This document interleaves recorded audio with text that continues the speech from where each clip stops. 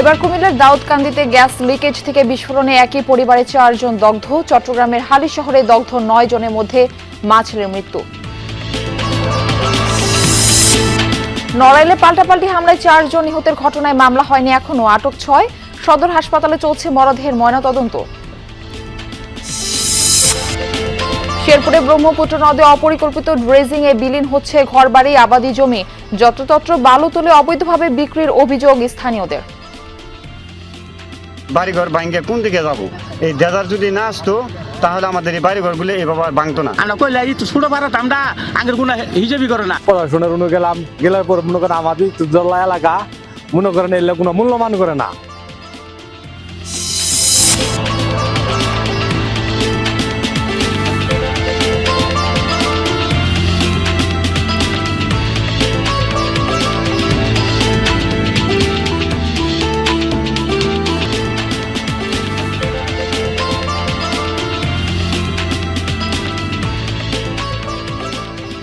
আমন্ত্রণ সংবাদ সারা দেশে, আপনাদের সঙ্গে থাকছি আমি মারফি রহমান। এতক্ষণ শিরোনাম দেখছিলেন, এবার বিস্তারিত জানাবো। কুমিল্লার দাউদকান্দিতে একটি বাসায় লাইন থেকে লিক হয়ে জমে থাকা গ্যাস বিস্ফোরণে একই পরিবারের 4 জন দগ্ধ হয়েছেন। তাদের সবাইকে উন্নত চিকিৎসার জন্য জাতীয় বার্ন ইনস্টিটিউটে আনা হয়েছে। এদের মধ্যে 3 জনের অবস্থা আশঙ্কাজনক। ভোর রাতে দাউদকান্দির বলদাখালের মাইজপাড়া এলাকায় একটি 3তলা ভবনের নিচ তলায় এই ঘটনা ঘটে। বিস্ফোরণে একই পরিবারের 4 জন দগ্ধ হন। খবর পেয়ে ফায়ার সার্ভিস এসে আহতদের উদ্ধার করে স্থানীয় একটি হাসপাতালে পাঠায়। পরে উন্নত চিকিৎসার জন্য তাদের 4 জনকেই ঢাকার জাতীয় বার্ন ইনস্টিটিউটে আনা হয়। ফায়ার সার্ভিসের কর্মকর্তারা বলছেন, কোনো কারণে লাইন থেকে লিক হয়ে গ্যাস জমে যায়, সেই জমে থাকা গ্যাসের বিস্ফোরণে সবাই দগ্ধ হয়েছেন। বাখরাবাদ গ্যাস ডিস্ট্রিবিউশন কোম্পানির গৌরীপুর শাখার ব্যবস্থাপক জানান, ওই ভবনের গ্যাস সংযোগটি অবৈধ ছিল। আগুন লাগছে আপনার কত 4টা 7:30টার দিকে। অবৈধ বৈধ লাইন আছে নাকি? হ্যাঁ, বৈধ লাইন নিতে হবে। এদিকে চট্টগ্রামের হালি শহরে রান্নাঘরে জমে থাকা গ্যাস বিস্ফোরণে দগ্ধ 9 জনের মধ্যে 2 জনের মৃত্যু হয়েছে। মারা গেছেন মা নূরজাহান এবং ছেলে শাওন। বাকি 7 জন রাজধানীর জাতীয় বার্ন ইনস্টিটিউটে চিকিৎসাধীন। গতকাল বিকেল 5টা নাগাদ ঢাকায় নেয়ার পথে মৃত্যু হয় নূরজাহান বেগমের। পরে তার মরদেহ রাত 1টার দিকে চট্টগ্রামের দেওয়ানহাটে তার বাবার বাড়িতে নেওয়া হয়। রাতে জানাজা শেষে পারিবারিক কবরস্থানে দাফন করা হয় নূরজাহানকে। এদিকে সকাল 7টায় নূরজাহানের ছেলে 17 বছর বয়সের শাওন রাজধানীর জাতীয় বার্ন ইনস্টিটিউটে চিকিৎসাধীন অবস্থায় মারা যান। স্বজনরা জানিয়েছেন, শাওনকে কুমিল্লায় তার দাদা বাড়িতে দাফন করা হবে।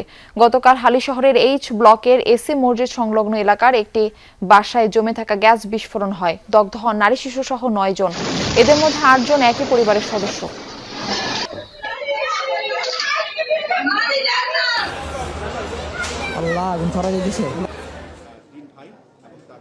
একটা দিকে জানা হয়েছে, আমরা 15-2টায় আমার বোনকে দাফন দিছি। পিরনসার মাজার বলে চুম্মনিতে পিরনসার মাজার আমরা আমার বোনকে দাফন করেছি। এখন আমার বাগিনার অবস্থা মারা গেছে আমি শুনছি।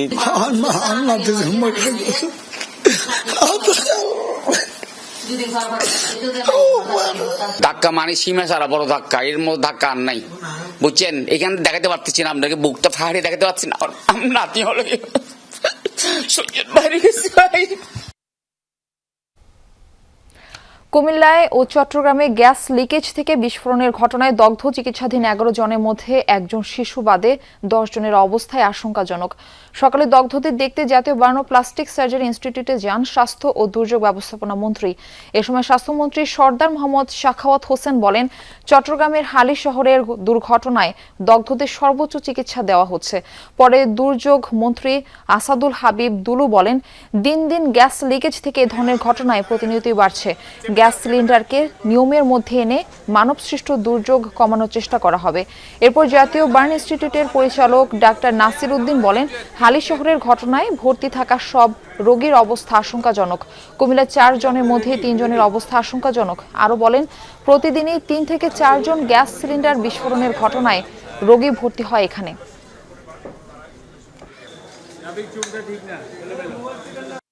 আমাদের হসপিটালের সম্ভাব্য যতগুলি চিকিৎসা দেওয়ার মতন ব্যবস্থা আছে সর্বোত্তমভাবে তাদেরকে চিকিৎসা দেওয়া হচ্ছে। দুর্তীর্ণ সিলিন্ডারগুলো ব্যবহার করা হয়, এগুলোতে কিভাবে একটা নিয়মের মধ্যে নিয়ে আসা যায় সেগুলো নিয়ে আমরা অল্প সময়ের ভিতরে তিন মন্ত্রণালয় বসে কাজ করব। একজন বাচ্চা যিনি আছেন তিনি অল্প বার্ন হয়েছেন, একজন বয়স্ক মানুষ অল্প বার্ন, এবং স্বামী স্ত্রী যিনি ওনারা দুজনেরই 50%-এর উপরে বার্ন এবং তারা ইনহেলেশন ইনজুরি আছে এবং ওনাদের অবস্থা আশঙ্কাজনক।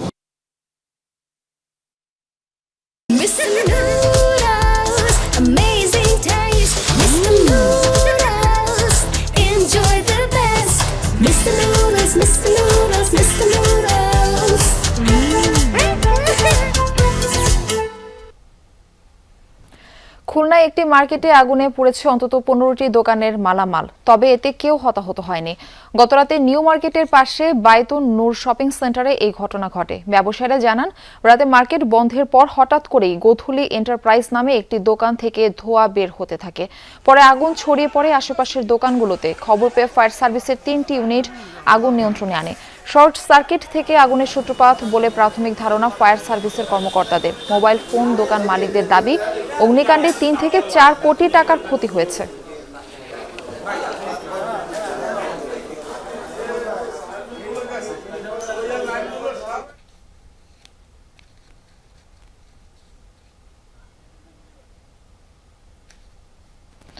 সংবাদ সারা দেশের সময় হলো একটা বিরতির, সঙ্গেই থাকুন।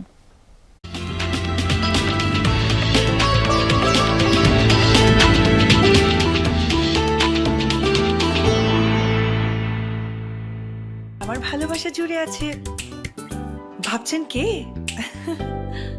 যমুনা গ্যাস স্টোভ, সর্বাধুনিক পিজো ইলেকট্রিক ইগনিশন ও ব্রাস বার্নার ক্যাপ, যা নিশ্চিত করে নিরাপদ রান্না। রান্নায় আমার ভালোবাসা Jamuna gas stove. Jamuna gas stove, আধুনিক, নিরাপদ ও দীর্ঘস্থায়ী। রমজান জুড়ে শরবত বা জুসের বায়না সবার আগে, আর সেই শরবত ও জুস যদি সুন্দর একটা জগে প্রেজেন্ট না করি তবে জোশ হবে কি করে? তাই জুস রাখতে আমার পছন্দ স্টাইলিশ ও food grade RFL juice jug. RFL juice jug, juice রাখার জোশ জগ। রুই মাছ ভাজা, কিন্তু এই তেল চর্বি একবার ধুলে পরিষ্কার হবে না, তাহলে একবার আমি ধুয়ে দিচ্ছি আর একবার তুমি। ডান। নতুন ভিম লিকুইডে আছে 100 লেবুর শক্তি, যা মাছ মাংসের কঠিন তেল চর্বি পরিষ্কার করে এক ধোয়াতেই। এবার তুমি। আরে তেল চিটচিটে ভাব গায়েব।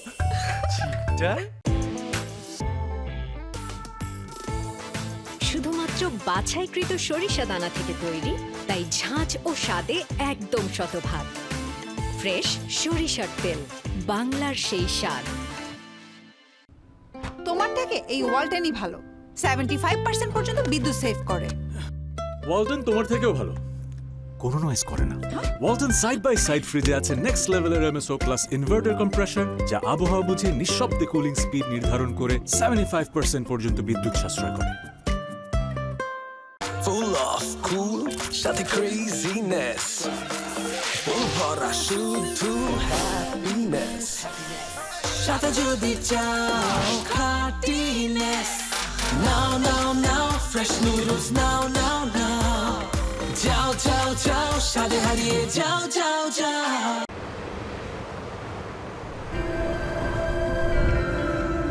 প্রতিটি পথে প্রতিটি প্রাণে চলো এগিয়ে, গতি মেলে ভরসায় বন্ধনে, দুই চাকায় পাখা মেলে, স্বপ্ন নিয়ে পথে চলে। এই পথ আমার, এই মানুষ আমার, আর নই বন্দি, বেগে চলি গন্ডি, নেই সীমানা, এই মত আমরা স্বাধীন, আমরা মুক্তি। সবুজের ক্যানভাসে তরুণ প্রায় আত্মবিশ্বাসে, নতুন সূর্যের আহ্বানে, নতুন দিনের গল্প নিয়ে চলো এগিয়ে, গতি মেলে স্বপ্ন গড়ার পথে। My freedom, my syntax.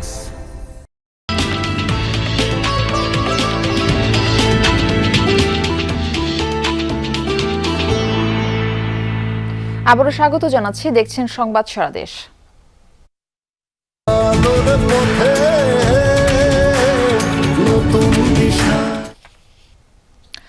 নড়াইলে আধিপত্য বিস্তার নিয়ে সাবেক 2 ইউপি চেয়ারম্যানের অনুসারীদের পাল্টাপাল্টি হামলায় বাবা ছেলে সহ 4 জনের মৃত্যুর ঘটনায় মামলা হয়নি এখনো, তবে আটক করা হয়েছে 6 জনকে। গতকাল বিকেল থেকে রাত পর্যন্ত অভিযান চালিয়ে নড়াইল থেকে 5 জন এবং যশোর থেকে 1 জনকে আটক করে পুলিশ এবং র্যাব।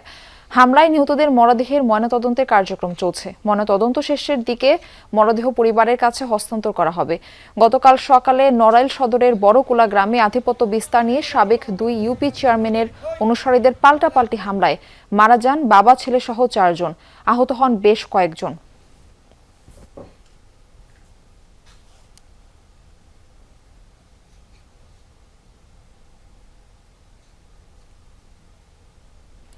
এ বিষয়ে বিস্তারিত জানাতে নড়াইল থেকে আমাদের সঙ্গে যুক্ত হচ্ছেন সহকর্মী রাজু শেখ। রাজু, ময়নাতদন্ত শেষ হয়েছে কিনা জানাবেন এবং মামলার বিষয়ে পুলিশ ও নিহতদের স্বজনরা কি বলছেন? জি মারফি, যেমনটি আপনি বলছিলেন যে গতকাল কিন্তু নড়াইল একটি নৃশংস ঘটনার সাক্ষী হয়েছে। গতকাল ভোর রাতে নড়াইল সদর উপজেলার সিংহাশলপুর ইউনিয়নের যে বড়কুলা নামক গ্রাম আছে সেখানে কিন্তু খলিল শেখ দের বাড়িতে প্রতিপক্ষ ওই ইউনিয়নের সাবেক চেয়ারম্যান প্রতিপক্ষ খায়রুজ্জামান মোল্লার বিরুদ্ধে হামলার অভিযোগ উঠেছে এবং সেই হামলায় কিন্তু খলিল শেখ, তার ছেলে তাহাজ্জুদ শেখ এবং তাদের প্রতিবেশী ফেরদাউস শেখ নামে 3 জন ঘটনাস্থলেই নিহত হন। পরবর্তীতে আমরা জানতে পারি যে হামলাকারীদের মধ্যে একজনও হয়তো পাল্টা প্রতিরোধে বা পাল্টা হামলায় মারা যান নড়াইল সদর হাসপাতালে। তো তারপর কিন্তু ঘটনাস্থল থেকে ওই 3 জনের লাশ উদ্ধার করে নড়াইল জেলা হাসপাতালের মর্গে নিয়ে আসা হয়। আমি সেই মর্গের সামনেই এখন রয়েছি। আপনারা দেখতে পাচ্ছেন যে সেখানে কিন্তু স্বজনরা ভিড় করেছেন মরদেহ নেওয়ার জন্য। আমরা জানতে পেরেছি সংশ্লিষ্ট সূত্রে যে ইতিমধ্যেই কিন্তু ময়নাতদন্তের কাজ সম্পন্ন হয়েছে। কিছু সময়ের মধ্যেই হয়তো মরদেহগুলো তাদের নিজ এলাকায় পৌঁছাবে এবং বিকালের দিকে তাদের জানাজা শেষে দাফন হবে, এমনটি বলছেন পরিবারের সদস্যরা। মারফি, যদি আমি আপনার মাধ্যমে দর্শকদের আরেকটু জানিয়ে দিতে চাই, সেটি হচ্ছে যে মামলা আর যে ব্যাপারটি সেটি হচ্ছে পরিবারের পক্ষ থেকে এখনো কিন্তু কোনো মামলা করা হয়নি। পরিবারের সদস্যরা বলছেন যে তারা কিন্তু দাফন শেষে মামলা করবেন। অন্যদিকে পুলিশ জানিয়েছে এই ঘটনায় এখন পর্যন্ত মোট 6 জনকে আটক করা হয়েছে। তো এই ছিল আমার কাছে নড়াইল থেকে সর্বশেষ। মারফি। রাজু, আপনাকে ধন্যবাদ আমাদের সঙ্গে যুক্ত হবার জন্য। সুন্দরবনে দস্যুদের বিরুদ্ধে যৌথ অভিযান শুরু করেছে আইনশৃঙ্খলা রক্ষাকারী বাহিনী। সাথে আছেন আমাদের সহকর্মী মুনাওয়ার রনি। অভিযানের খবর আপনাদের জানাবো তার মাধ্যমে। রনি, দস্যুদের সুনির্দিষ্ট অবস্থানের কোনো তথ্য আপনার কাছে রয়েছে কিনা, আইনশৃঙ্খলা বাহিনীর কর্মকর্তারা কি বলছেন, এই বিষয়ে সব মিলিয়ে বিস্তারিত জানতে চাচ্ছি।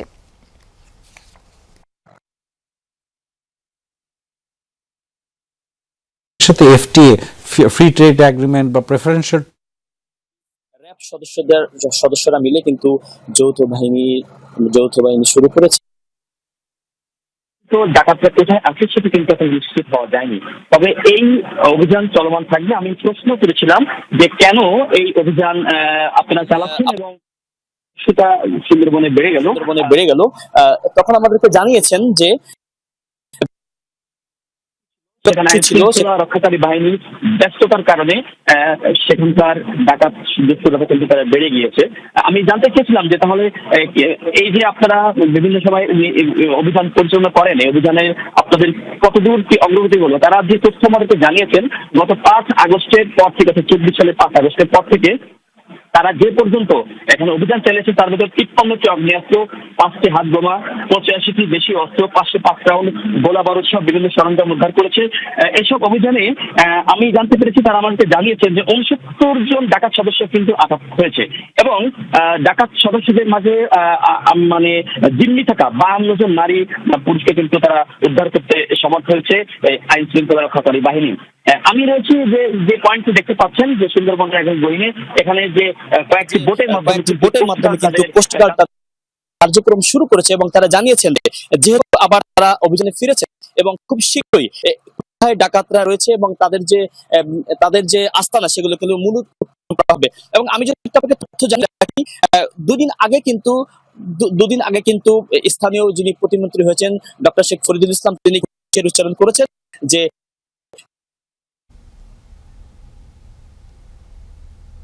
এই ছিল সুন্দরবন থেকে সর্বশেষ। রনি, ধন্যবাদ আমাদের সঙ্গে যুক্ত হবার জন্য।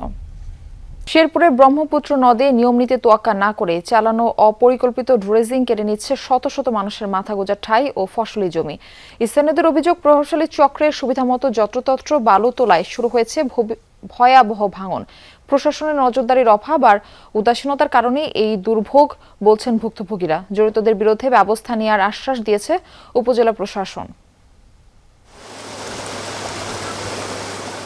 শেরপুর সদর উপজেলার নতুন ভাগলগড় এলাকা ব্রহ্মপুত্র নদের নাব্যতা ফেরাতে চলছে মহাকর্মযজ্ঞ।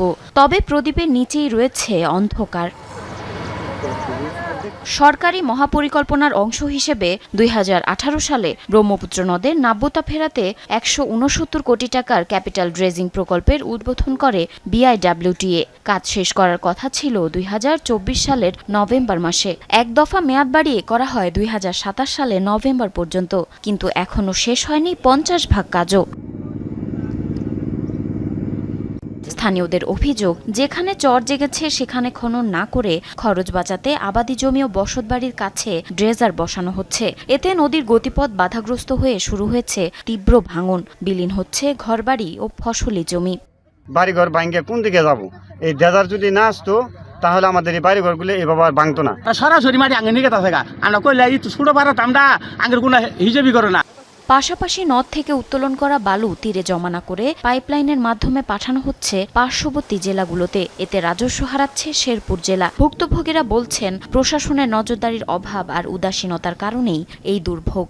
যেদিকে নদী খনন করার কথা সেদিকে না করে এদিকে করতেছে, এবং এই বালুগুলা অবৈধভাবে আরেক জায়গায় নিয়ে যাচ্ছে। বাড়ি ঘর নষ্ট হয়ে গেছে জায়গা এলামেলা প্রতিপাদন করতেছি, কিন্তু শেরপুরে ঘুরলাম, মনে করেন প্রশাসনের গেলাম, গেলার পর মনে করেন আমাদের তুজল্লা এলাকা মনে করেন এলে কোনো মূল্যমান করে না। অপরিকল্পিত ড্রেজিংয়ের বিষয়টি স্বীকার করে পানি উন্নয়ন বোর্ডের কর্মকর্তা জানান, ভাঙন কবলিত এলাকায় আপৎকালীন বাঁধের ব্যবস্থা করা হয়েছে। বিআইডব্লিউটিএর সাথে কথা বলে টেকসই সমাধানের আশ্বাস দিয়েছেন এই কর্মকর্তা। বিআইডব্লিউটির আওতায় যে আমাদের পুনর্তন ব্রহ্মপুত্র নদের যে খনন কাজ চলমান আছে, তার আওতায় আসলে আমাদের শেরপুর অংশে বিভিন্ন জায়গায় প্রায় আমাদের 4.5 কিলোমিটার ভাঙন রয়েছে। তো যদি আমরা অর্থ বরাদ্দ পাই তাহলে সেই ক্ষেত্রে আমরা সকল ভৌত কাজ যেগুলো আমাদের ভাঙন প্রবণ অংশে, সেক্ষেত্রে আমরা নদীর রক্ষা শাসনের জন্য যেসব কাজ করা লাগবে ওগুলোতে আমরা পদক্ষেপ নিতে পারব। এ বিষয়ে ক্যামেরার সামনে কথা বলতে রাজি না হলেও উপজেলা নির্বাহী কর্মকর্তা জানান, অনিয়মের বিরুদ্ধে জিরো টলারেন্স নীতি গ্রহণ করা হয়েছে। জড়িতদের বিরুদ্ধে ব্যবস্থা নেওয়ার আশ্বাসও দেন তিনি। জারিন অর্নি, যমুনা নিউজ। রমজান মাসে তারাবির সময় ক্যারাম খেলা যাবে না, টিভিও দেখা যাবে না। কুষ্টিয়ায় একটি চায়ের দোকানে পুলিশের এমন নিষেধাজ্ঞায় তোলপাড় সামাজিক যোগাযোগ মাধ্যমে। পাটিকাবাড়ি বাজারে সেই ঘটনায় সময় উপস্থিত ছিলেন কুষ্টিয়া 3 আসনের সংসদ সদস্য আমির হামজা। তার দাবি, এই নির্দেশনা পুলিশের। অন্যদিকে পুলিশ বলছে, বাজার কমিটির সিদ্ধান্তের কারণেই দেয়া হয় নিষেধাজ্ঞা। তারাবির নামাজের সময় ক্যারাম খেলা যাবে না, দেখা যাবে না টেলিভিশন। 20 ফেব্রুয়ারি কুষ্টিয়ার পাটিকাবাড়ি বাজারে এমনটাই বলতে দেখা যায় এছাই মশহুল আজমকে। পাশেই ছিলেন কুষ্টিয়ার 3 আসনের নবনির্বাচিত সংসদ সদস্য আমির হামজা। ভিডিওটি সামাজিক যোগাযোগ মাধ্যমে ছড়িয়ে পড়লে শুরু হয় আলোচনা সমালোচনা। মিশ্র প্রতিক্রিয়া দেখা দেয় স্থানীয়দের মাঝে। এটা একদম বন্ধ করা ঠিক না, কারণ একটা ছেলে পেলে আছে, তারা দেখা যে কোনো ঈদ থেকে যদি একটু খেলাধুলা করলে, বিনোদনের হয়ে করলে, তারা নেশা ঈদ থেকে মুক্ত থাকলো, এটা তো ভালো। যেহেতু রমজান মাস, সবাই নামাজ কালাম করে, রোজার সময় নামাজ খেলা করবে, টিভি দেখবে, এটা ঠিক না। নির্দেশনা নিয়ে ব্যবসায়ীদের মাঝেও রয়েছে দুই ধরনের বক্তব্য। এক পক্ষ বলছে, বাজার কমিটির সিদ্ধান্তেই এমন নির্দেশনা দেয় পুলিশ। ব্যবসায়ীদের আরেক পক্ষ, কমিটির এমন সিদ্ধান্তের বিষয়ে কিছুই জানে না। সেদিনের পর চা বিক্রি চললেও বন্ধ রয়েছে ক্যারাম খেলা। প্রত্যেকে তারাবির সময় যায়, রেডিও ফেডিও টিভি বাজুক সব বন্ধ করে দেয় না। এমপি সাহেবের নির্দেশ মোটামুটি আমরা নিজেরা বাজার কমিটির ই করি, সব এটাই করা। বাজার কমিটিতে বলে মিটিং হয়েছে, আমি ওইটি জানিনি। আমি বিষয়টা আমি জানিও নি, কারণ আজগবি বিষয়টা এরকম হয়ে গেল। আমার খুলে টুলে না, আমি বন্ধ করে থুই দিয়েছি। বাজার ব্যবসায়ী কমিটির মিটিংয়ে এমন সিদ্ধান্ত হয়েছিল কিনা জানতে চাইলে এড়িয়ে যান সভাপতি। আর জেলা পুলিশ সুপার জানান, রমজানে কোথায় দোকান খোলা থাকবে, কোথায় বন্ধ থাকবে, এই বিষয়ে কোনো আইনি বাধ্যবাধকতা নেই। আসলে পুরো বিষয়টা ক্লিয়ার হওয়া দরকার যে এলাকাবাসীর পক্ষ থেকে কি মিটিংটা উপরে আইসি এমন কিছু বলছে কিনা, বা আপনাদের সাথে বসাবসি করে বলছে কিনা। আইসি যেটা বলি সেটাই ঠিক আছে, মানে আপনাদের সাথে বসাবসি করে সিদ্ধান্ত হয়েছে। আসলে রমজান মাসে কোথায় চায়ের দোকান খোলা থাকবে, কোথায় বন্ধ থাকবে, এই বিষয়ে কোনো আইনি কোনো বাধ্যবাধকতা বা পুলিশি কোনো কার্যক্রম নাই যে এটা রমজান উপলক্ষে আমরা ওই চায়ের দোকান এই সময় থেকে এই সময় বন্ধ রাখবো, এরকম কোনো নির্দেশনা আমাদের পক্ষ থেকে নেই। এই বিষয়ে নবনির্বাচিত সংসদ সদস্য আমির হামজা জানান, ক্যারাম ও টেলিভিশন বন্ধের নির্দেশ পুলিশ সদস্যই দিয়েছেন। এখন কথা আমাদের নিজেদের পক্ষ থেকে বা জামাত ইসলামের পক্ষ থেকে এটা আমরা বলি নাই, ওনাকে নির্দেশও দেই নাই। রুহুল আমিন বাবু, যমুনা নিউজ, কুষ্টিয়া। এই ছিল সংবাদ সারা দেশের এখনকার আয়োজনে। এতক্ষণ সাথে থাকার জন্য ধন্যবাদ সবাইকে।